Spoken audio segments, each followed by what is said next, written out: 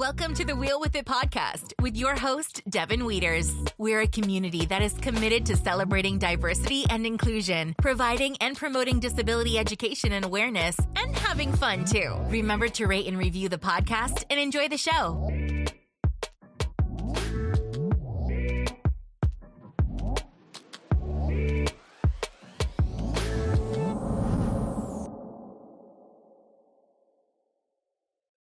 Hi friends, before we get into today's show, I have some really exciting news.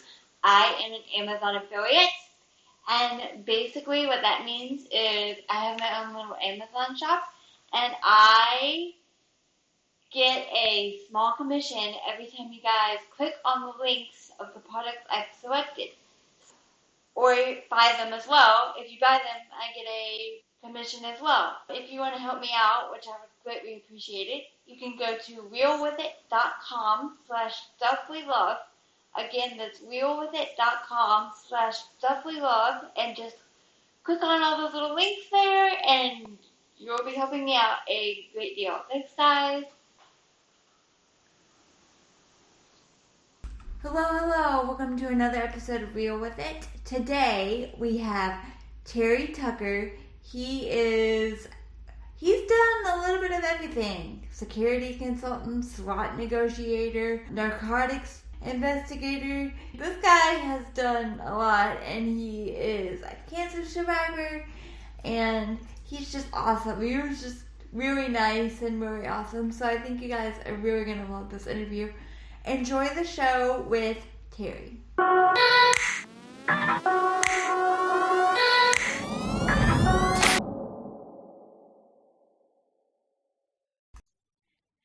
So first of all, tell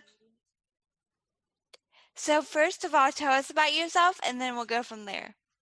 Thanks, Devin, for having me on the show. I'm really excited to talk to you today. Background-wise, I was born and raised in Chicago. I'm the oldest of three boys.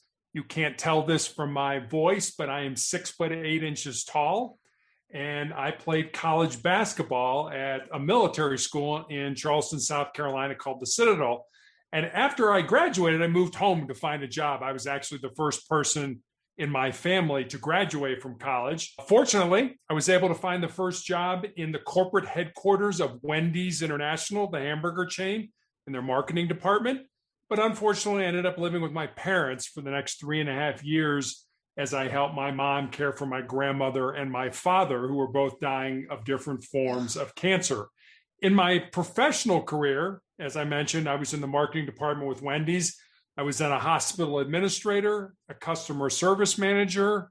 I was a police officer. And while I was a police officer, I did undercover narcotic work, and I was a SWAT team hostage negotiator. Then I became a school security consultant, a girls' high school basketball coach, a motivational speaker. Last year, I became an author. But for the last 9 years, I've been battling a very rare form of melanoma.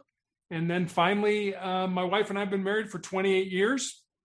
Our only child, a daughter, has graduated the United States Air Force Academy and is an officer in the newly created branch of the military, the Space Force.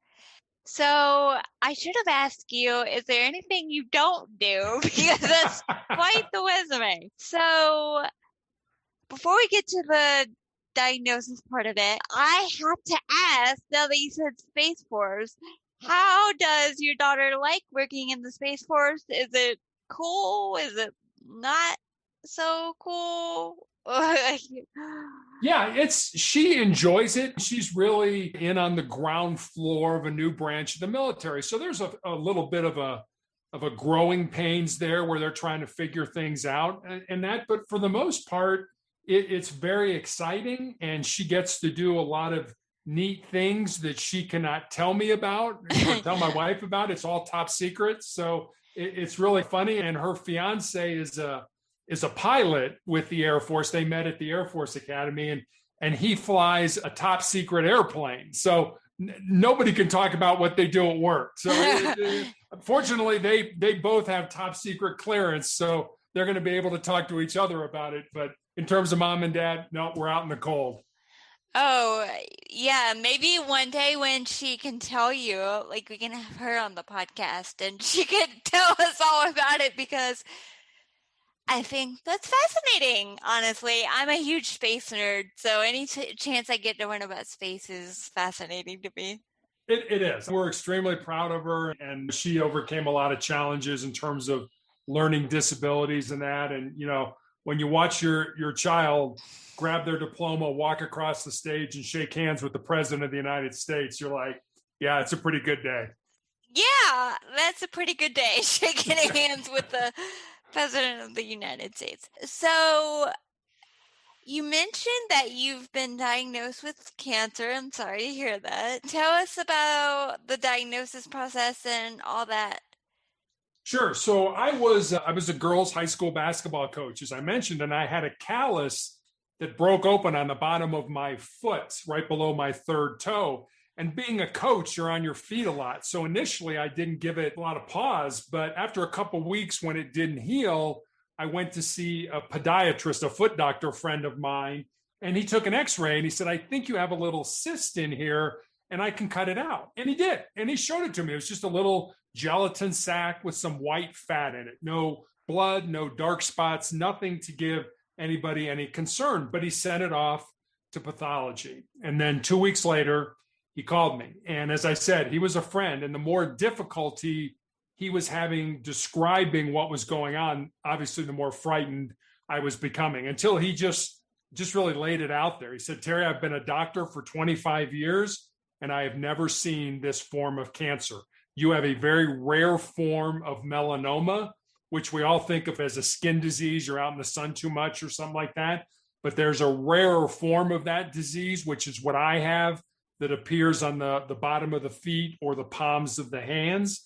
And there's even a rarer form of melanoma that appears in your mucous membrane, so in your nose or your mouth or something like that."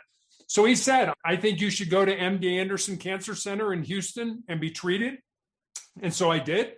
Went to MD Anderson, had a surgery to remove the tumor on the bottom of my foot, and another surgery to remove all the lymph nodes in my groin. And then after I healed, I was put on a weekly injection of a drug called interferon, which for me was just a horrible, nasty, debilitating drug. And basically what interferon did for me is it gave me flu-like symptoms for 2 to 3 days every week after each injection. And I took those injections for almost 5 years. So imagine having the flu every week for 2 or 3 days for 5 years. And that was just, I know, my doctor suggested it. I looked at her like, you got to be crazy. No human being would do that to themselves. And she's like, "You're the best you can." And she wanted me to get to 5 years. I made it to 4 years and 7 months. So I came pretty close to the 5-year mark. And then when I stopped that was 2017. The drug became too toxic to take anymore. The disease came back. 2018, I had my left foot amputated. 2019, it came back 2 more times in my leg. I had to have surgery. And then last year, an undiagnosed tumor in my ankle grew large enough that it fractured my tibia, my shin bone. And my only recourse right in the middle of the global pandemic was to have my left leg amputated above the knee, which I did. And then I also found out I had tumors in my lungs, which I'm being treated for now. But how was the process of getting adjusted to the fact that you had cancer and had to have all the stuff amputated in the middle of a global pandemic? Let's just throw that one in there. Yeah, it was scary. I was just like everybody else. I don't have an S on my chest, and I don't wear a cape and fly around or anything like that. I don't have all the answers, but I just realized that I needed to continue to move forward. We're all going to have pain in our lives. And it doesn't have to be pain like mine with cancer. It could be you flunk a test at school, or you break up with your boyfriend or your girlfriend, or you don't get the promotion at work that you think you're entitled to. Whatever pain we're going to experience in life, pain is inevitable. Suffering, on the other hand, that's optional. That's what you do with that pain. Do you sit down in there in the guck and the muck and the garbage and want to feel sorry for yourself and have people feel sorry for you? Or do you use that pain to make you stronger, to make you tougher, to make you more determined. When I found out, I had an entirely different, my life just totally turned around. And my doctor said, you are going to have a chronic disease for the rest of your life. This isn't going to go away. We're not going to cure it. You're going to have this until it kills you. I'm like, okay, that's fine, but it's not going to kill me today. And that's what I try to focus on. When I had a nurse recently ask me, what was it like to have your leg amputated and your foot amputated? And what I told her was, it wasn't easy, and it hasn't been. I think I told you before the show, I was at physical therapy this afternoon. I'm trying to learn to walk again with a prosthetic, and that is not an easy thing to do when you're 6'8" and you're missing a leg. It's a very slow process, but my daughter's getting married in October and I want to walk her down the aisle. So that's something I'm committed to doing. But what I told this nurse was, I am so much more than the sum of my parts. You can take all my physical faculties away, but cancer can't touch my heart, it can't touch my mind, and it can't touch my soul. So it doesn't matter what you do to me physically, who I am is always going to be who I am. Like I said, it's not been easy, but it's something that I know I just have to keep moving forward. So tell us what the prosthesis fitting process was like, and what is the rehab process like for learning how to walk in one of those things? Yeah, if you've ever broken a bone or had a cast put on any part of your body, that's the starting point of it. With whatever your stump is, however big your stump is, they cast that. They put a sock kind of over it, and then they put the material. I used to call it paper mache when I was in school, but they put that on it and make a cast of your socket. And it is not uncommon over the course of your rehab that you will have to be recasted, because before you put the socket on, you put a liner on, and the liner is probably about 1/4 of an inch thick. And then you put on, depending on the socket, you put on what we call socks, which really is exactly what they are. If you think of a sock that goes over your stump, and you put them on or don't put them on based on the thickness of your stump. And so over time, the more you use your leg, the more your stump will get smaller. And then you'll have to have it recasted again, and you go through the process. But I am very fortunate that I have good health insurance, because my prosthetic leg is, I have to plug it in at night, if that gives you an idea. It has a microprocessor in the knee. It has a hydraulic piston in the calf, and it has a gyroscope in the bar on the bottom of it, so that it knows whether I'm in front of the leg or I'm behind the leg as you're walking. So that's that's been incredibly interesting. You can't see any of that stuff. It's all built into the leg. But the hard part of it is, and I didn't learn this until recently, is our thigh bones, our femurs, they go down our legs and they curve inward toward the knee. And when you have a leg amputated above the knee, your thigh bone, what's left of your femur, is just sitting in there, because all the muscles in your leg, they have no purpose anymore, because I don't have a lower leg, and their purpose was to move my lower leg. So they just atrophy, they dissolve, so to speak. And the only way I can walk is if I get my femur stabilized. And that's what the socket is for. The femur kind of moves over to the left side, the outside of the leg, and butts up against that socket, and it stabilizes it and allows me to walk. Although I can't say, I've started with a walker. Actually, today I graduated to forearm crutches, and hopefully at some point we'll graduate to a cane, and then we'll see if I can make it all the way without that. But that's the process. It's a matter of trusting the leg to do what it's supposed to do. It's not going to collapse on you. It's not that kind of a leg. So that's been my biggest challenge, trusting the gyroscopes and everything like that. What do they do again? I didn't quite understand fully what they did. The gyroscope, you said? and like all the electronics in the leg. Like what So are so the leg, my leg will not, it's not like a hinge where if you get it to a point, it'll just collapse. It knows, it kind of knows where it is in space. And what the gyroscope does, when you're walking, you're in front of your leg, and then the other leg comes in front of it, and you're behind the leg. And so the gyroscope lets it know where it is in space. Is my upper body in front of my prosthetic, or is it behind my prosthetic? And based on where it is, it'll let the knee know, okay, you should bend now, or wait a minute, I think he just stopped short. You need to stiffen up so that he doesn't trip. So it helps you to really maintain your balance and things like that. But it's actually lighter than my actual leg was, but it feels to me much heavier because, as I said, what I use now, I don't use my quadriceps or my hamstrings to walk. I use my hip and my butt muscles to propel myself forward on the prosthetic. So it's an entirely different set of muscles now that you use to walk. So that is fascinating. That's crazy. I've been in physical therapy for quite some time, off and on since I was a baby. Mm-hmm. And this last physical therapy place I went to, they had a therapist that specialized in working with amputees. And there was this one girl there at the same time I was there working with that therapist, and she had just started out. So they gave her like little short legs. I don't know what they're called, but like they make you look like 4 feet tall. So if you fall, you don't fall from a great height. Did they do that for you? And then you graduate to the other legs?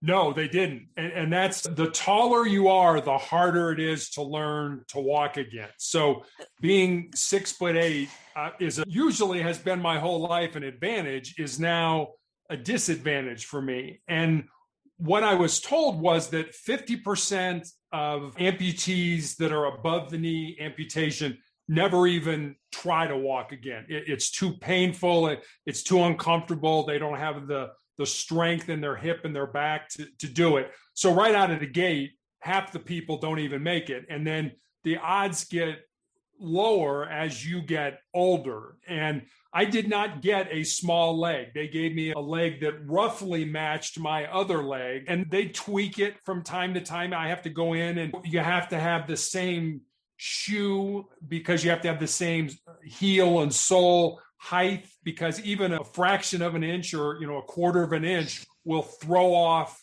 your balance. So you really have to, you work with the physical therapist, but you also work with the prosthetician that makes the prosthetic leg, and you go back and forth and you tweak it. You may, okay, this isn't working, I got to shrink it, I got to make whatever it is. And so it's definitely a learning process, and you have to be careful. The older, I'm not 2 or 3 years old anymore where I could laugh and fall over and land on my fat butt and my belly and all that stuff. Now, if I fall, I very well could break something. So it's a very different process.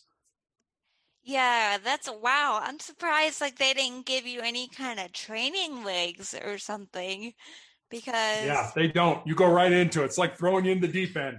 Wow.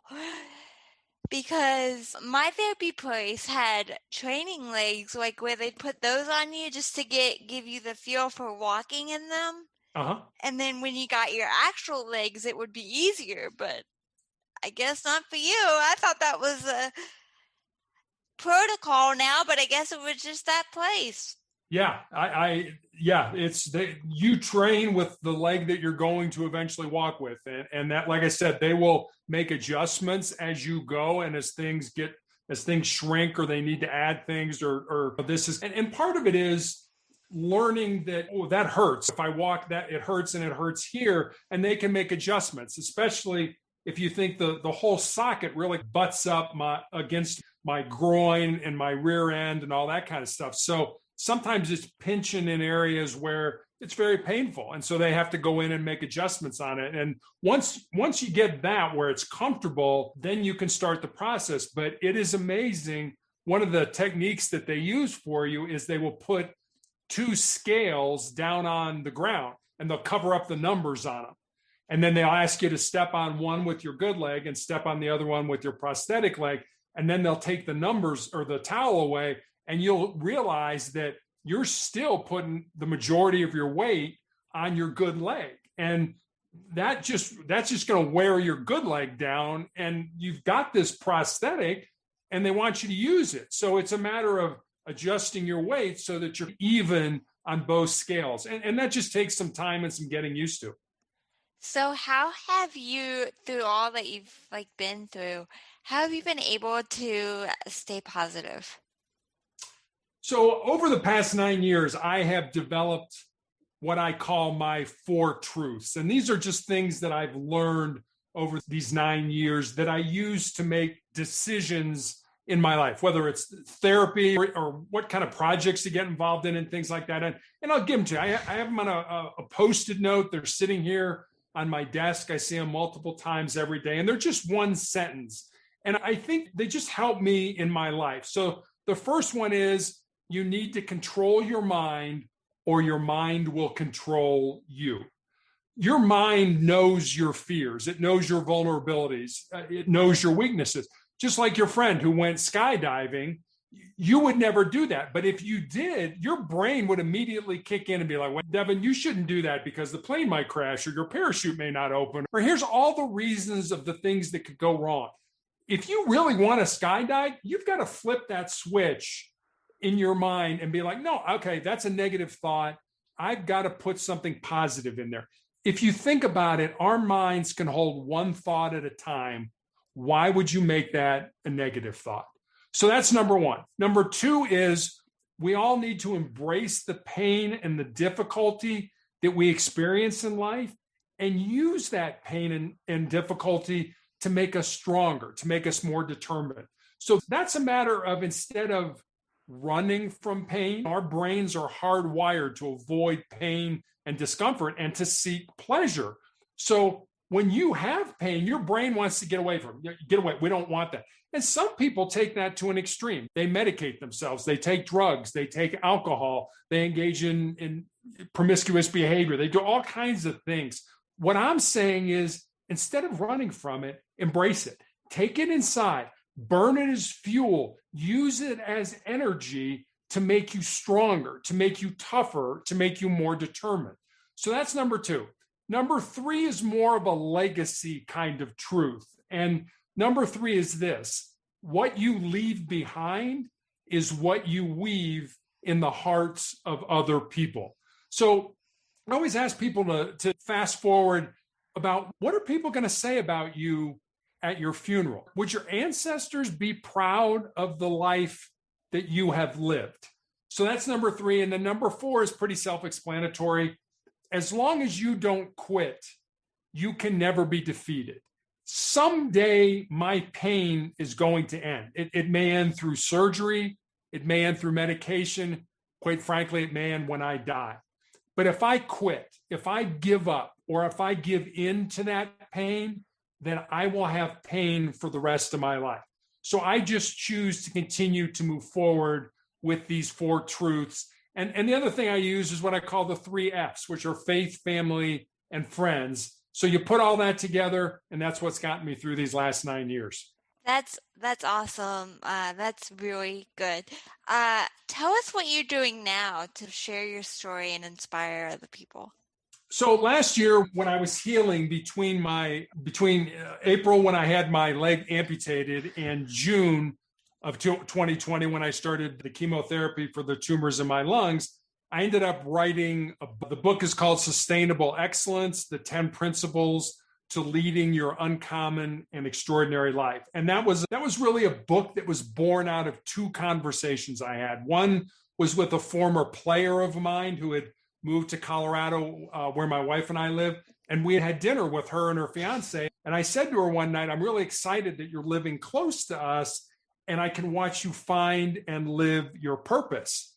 And she got real quiet for a while. And then she looked at me and she said, Coach, what do you think my purpose is?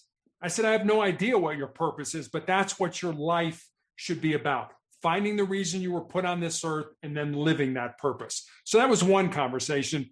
The second conversation was with a young man in college who reached out to me and wanted to know what I thought were the most important things he should know to not only be successful in his job or in business, but to be successful in life. And I didn't want to give him the get up early, work hard, help others stuff, because not that those aren't important. They are very important. But I wanted to give him something deeper, something that would resonate, frankly, in his soul, so to speak. And so I thought about it for a while and I wrote notes. And eventually I had these 10 ideas, these 10 principles. And so I sent them to him. And then I stepped back and I was like, well, I have a life story that fits under this principle, or I know somebody whose life emulates that principle. So during that 3-month period where I was healing from my amputation, I sat down at the computer and started to build stories underneath those principles. And that's how Sustainable Excellence came about. And it's funny because when it was released, I remember I had a best-selling author over in the United Kingdom who I had connected with, and he reached out to me because I was in this, I got to sell books. I got to sell books. I got to sell books. And he was like, no, Terry, you're missing the point. Your job is not to sell books. Your job is to help people. If you help people, your books will sell themselves. And I was so glad he sort of reached out and slapped me in the face, so to speak, because he was right. I didn't write this book to make money or to get famous. I wrote it to try to help people. So I don't spend a lot of time worrying about how many books get sold now. I just worry about trying to help people. That's awesome. So how have you and your wife and your family been dealing with this pandemic, especially with you having cancer? Yeah, it's been difficult. Actually, our daughter was the first person in our family to get vaccinated. She was offered the vaccine at her base, and so she got it. And then my wife and I were vaccinated in March and April. I just have to be careful. In all honesty, I don't go out of the house unless I have to go to a doctor's appointment or for treatment, which has been difficult. I like people. I like to be around people, and it's been hard. Our neighbors, we have a guys' lunch once a month during the warm weather where we all sit out on somebody's driveway, socially distance ourselves, and have lunch and talk to each other. It's actually funny. It looks like a big circle of all we needed was a bonfire in the middle of it or something like that, and we could roast marshmallows and stuff. Yes, we did that with my grandmother a couple of times because she's 86, and it was so weird, like the first time we did it, because it's like we have a perfectly good table, but yeah, it was sitting outside, and it was weird, but it is, but you adapt and you overcome and you find ways to connect with each other. And one of the things, being a speaker, I certainly haven't been able to do that with COVID because very few organizations are having any kind of events where they're looking for a speaker. So I've done a number of podcasts to try to get the message out, to try to help people, to try to make a difference and things like that, where I'm not able to do it. So you find another way instead of just sitting back and saying, oh, I'm just going to sit around and watch TV all day. And the good thing is my wife and daughter and I, we love each other and we like being around each other. It's not, oh my God, I got to be in the same house with you the whole time. So it's been great. And my family is great. I would not be here. I'm totally convinced I would be dead by now if it hadn't been for the care and the support and the love that I've gotten from my family. yes, it's good to have the people that you're quarantining with. Absolutely. So I have 2 last questions for you that I always ask. Okay. Fill in the blank. Inclusion is fill in the blank. Inclusion is loving everybody just based on who they are. That is an awesome answer. And what has you hopeful right now? What has me hopeful? Everything. I've never lost hope through all this. This is, people ask me, do you blame God because you got cancer? And I said, no, I don't think God got up on a Tuesday morning and checked his to-do list and said, oh, I'm going to give Terry cancer. I just don't think that has happened. I look at with my daughter going to the academy, and I know young people get a lot of flack from especially old people like me, that what's the world coming to and what's the world going to be like with these young people in charge? And I'm here to say that what gives me hope is that I've seen a lot of these young people. I've seen very smart kids. I've seen kids that are dedicated to their family, to their country, to the people around them. And I have a lot of hope knowing that someday those people are going to be in charge. Yeah, like I see all these, oh God, what's happening with these millennial and Gen Zer things on the news. I'm like, that's not the millennial and Gen Z I know.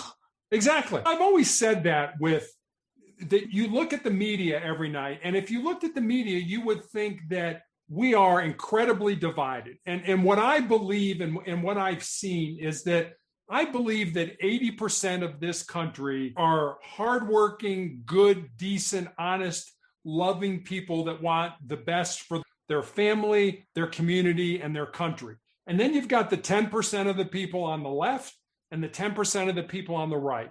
And those are the people that always seem to make the news. This is what America's. No, that's not what America's. 80% of America is I just described. This 10% of the fringe on the left and the right, that's what gets covered. So I am very cautious on what I see on the news and taking that as face value. I always want to do some more research and say, is that really true? And question the media, because I don't think the media is exactly unbiased when it comes to their reporting. They are definitely not. And that is true for both sides of the aisle.